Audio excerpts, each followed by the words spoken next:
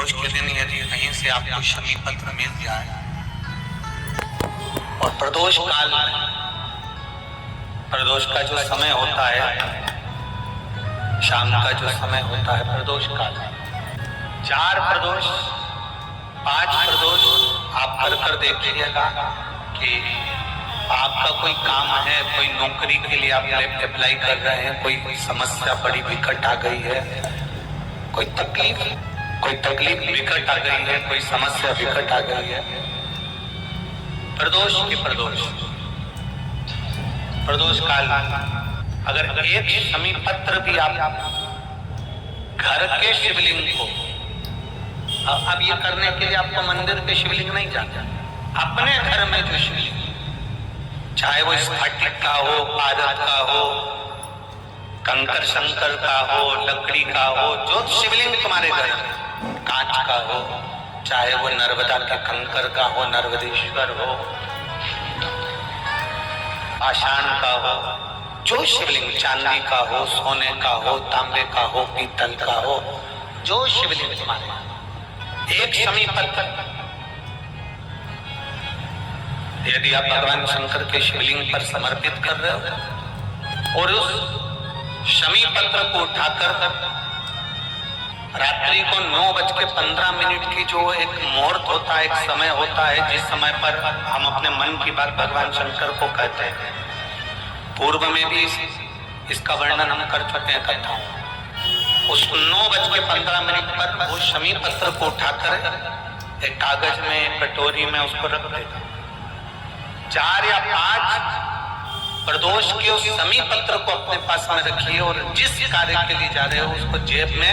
ऊपर के भाग में उसको रखकर लेकर जाइए, आपका वो कार्य सफल होकर ही रहेगा, वो रुक नहीं सकता। शमी पत्र में इतना बल होता है, प्रदोष का जो शमी पत्र होता है वो बड़ा बलवान होता है,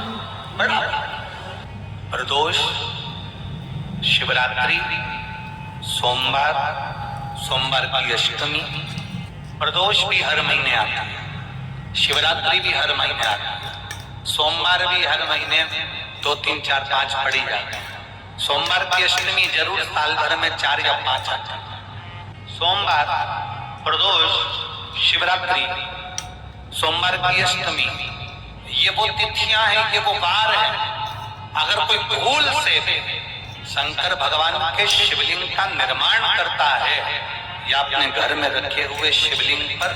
शमी पत्र को समर्पित कर देता है तो जिंदगी में उसका बाल बांका हो ही नहीं सकता है। प्रदोष के शमी पत्र में बल होता है। प्रदोष के शमी पत्र, एक दिन शाम का समय, प्रदोष काल भगवान देवाधिदेव महादेव माँ जगतजननी पार्वती जी के साथ में भ्रमण करते। देखिए, अगर प्रदोष का व्रत नहीं कर सकते, प्रदोष के दिन आप व्रत नहीं कर सकते, मान लो आपसे भूखा नहीं रहा जाए, प्रदोष का व्रत नहीं कर सकते, प्रदोष के दिन आप भूखे नहीं रह सकते, मंदिर भी नहीं जा सकते, दिया भी नहीं लगा सकते, तो शिव महापुराण की कथा कहती है कि प्रदोष के दिन, प्रदोष काल में अपने ही दरवाजे के पास देवाधिदेव महादेव का स्मरण कर लक्ष्मी की वृद्धि के, कार्य सिद्धि के, संपदा को प्राप्त करने के आप अपने ही दरवाजे के पास एक दीप लगा सकते हैं। कौन से दिन? प्रदोष। उससे 1000 गुना शिवलिंग में बल की प्राप्ति।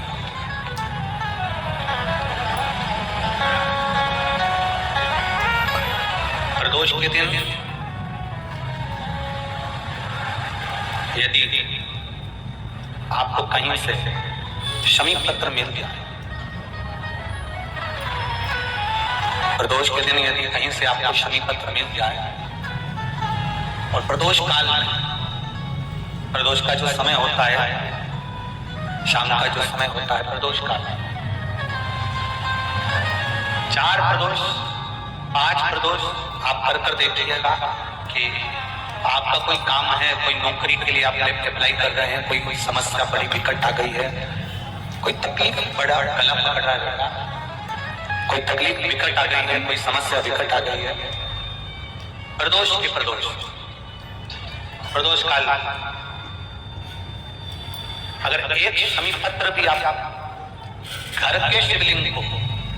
अब ये करने के लिए आपको मंदिर पे शिवलिंग नहीं जाना, अपने घर में जो शिवलिंग, चाहे वो स्फटिक का हो, पारद का हो,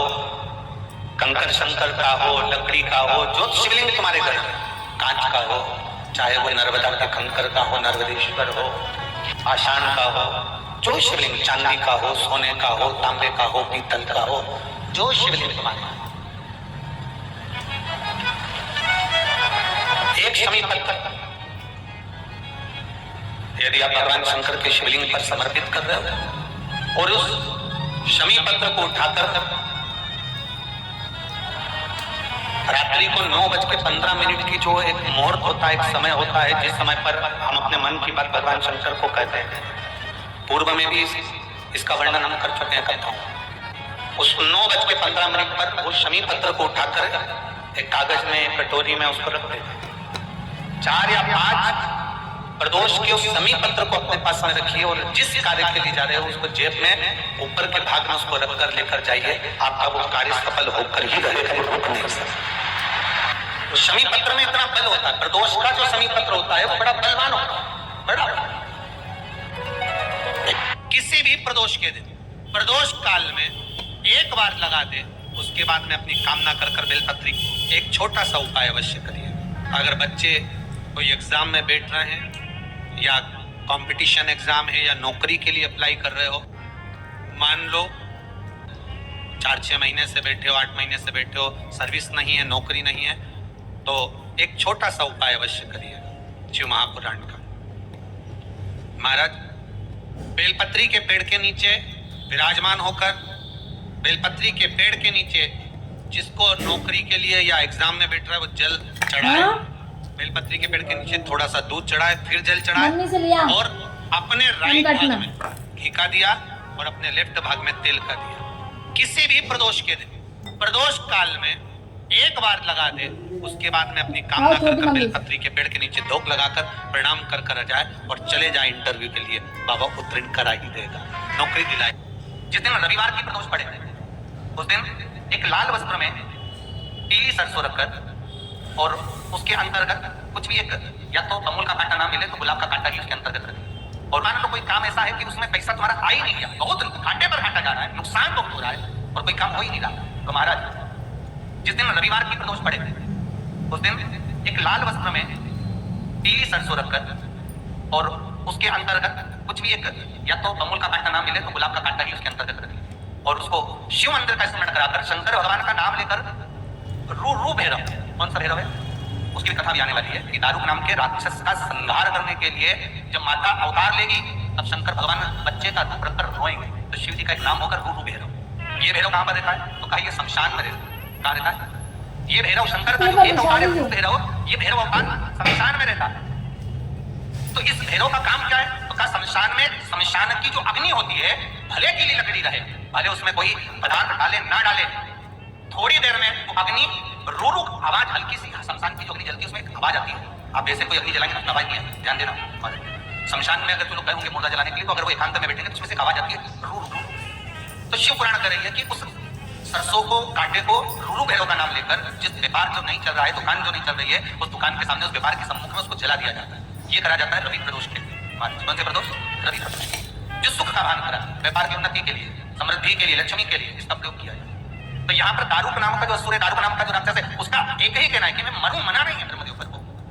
नंदी का एक पांव पर होता है, आप लोग दर्शन करे होंगे शंकर जी के मंदिर में नंदी के, तो नंदी का एक पांव उठा हुआ होता है, एक पांव नीचे क्यों होता है? हड्डी से जुड़ा हुआ रोग, नेत्रों से जुड़ा हुआ, मस्तिष्क से जुड़ा हुआ कोई रोग रहता है तो एक नीले कलर का फूल आता है हमारा, उस फूल में हल्दी डालकर गुरुवार का प्रदोष पड़ने पर जो नंदी के पांव के पास समर्पित कर देता है हमारा, उसका रोग धीरे धीरे समाप्त होने लगता है। लिंग पुराण कहती है कि नंदीश्वर भगवान के सामने जो पुष्प समर्पित करा जाता है उसको, ये तो लिखा था स्कंद पुराण और शिव पुराण, लिंग पुराण कहती है जो फूल आपने समर्पित करा उसको लाकर पानी की बाल्टी में डालकर आप स्नान भी कर सकते हो, उससे भी हड्डी के जितने रोग होते हैं उसमें आराम करने लगता है। जैसे कहीं शरीर नहीं चल रहा, हाथ चुन्न पड़ रहा है, हाथ काम नहीं कर रहा, हाथ में झुंझुनी आ रही है, कंपन आ रहा है, जैसे मान लो कोई, चाहे वो शनिचरी प्रदोष हो, चाहे रविवार की हो, सोमवार की हो, मंगल की हो, बुधवार की हो, गुरुवार की हो, शुक्रवार की हो, शनिवार की हो, कोई भी वार की हो, पर बैसाख महीने की प्रदोष, प्रदोष काल में शाम का समय सूर्य डूब रहा हो, बस डूबा ही हो, और उस समय पर सूर्य के डूबन के तुरंत बाद बाबा को धतूरे के साथ में बेलपत्री ना चढ़ाते हुए बेलपत्री के वृक्ष के 7 कांटे बाबा के शिवलिंग पर समर्पित करे जाते हैं महाराज, अपनी जिंदगी में अड़चनों को हटाने के लिए। फिर आप जिस व्यापार में उतरे, जिस व्यवसाय में उतरे, जिस नौकरी में उतरे, आप दिल से करें, आपको तरक्की मिलेगी। आप हार नहीं सकते, नीचे नहीं आ सकते, उन्नति पर ही चढ़ेंगे। प्रदोष